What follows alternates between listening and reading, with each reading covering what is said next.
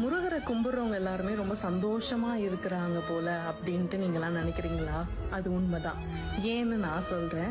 நம்ம வீடியோஸ்ல பார்க்கும் போதும் சரி, எல்லாரும் சொல்லும் போதும் சரி, அவரை கும்பிட ஆரம்பிச்சப்பா என் வாழ்க்கையே மாறிடுச்சு அப்படின்ற வார்த்தையே கேட்டிருப்பீங்க. நானுமே அதையே சொல்றேன். ஏன்னா நான் முருகரோட டிவோட்டி கிடையாது. சாமி கும்பிடுறதே ரொம்ப கஷ்டப்பட்டு தான் கும்பிட்டுட்டு இருந்தேன். லைஃப் வந்து ஒரு சர்டன் பாயிண்ட்ல டேர்ன் ஆகும்னு சொல்லுவாங்க. அந்த டேர்னிங் பாயிண்ட்ல நம்ம என்ன பண்றதுன்னு உடஞ்சு நிற்கும் போது நமக்குன்னு சில வழிகளை தோன்றதுக்கு சில வழிகள் நடக்கும். அப்படிதான் இவர் என்னோட லைஃப்குள்ள வந்தாரு. இவர் ஏன் வந்தாரு, எதுக்கு வந்தாரு, என்ன சேஞ்சஸ் பண்ணாரு, இதெல்லாம் பத்தி நான் ஆராய்ஞ்சதே கிடையாது.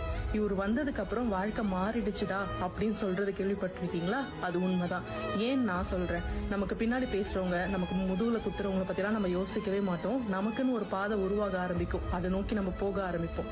லைஃப்ல நெக்ஸ்ட் ஸ்டெப் என்னன்றத யோசிக்கிறதுக்கு இவரு நமக்கு ஒரு வழி சொல்வாரு. அதுதான்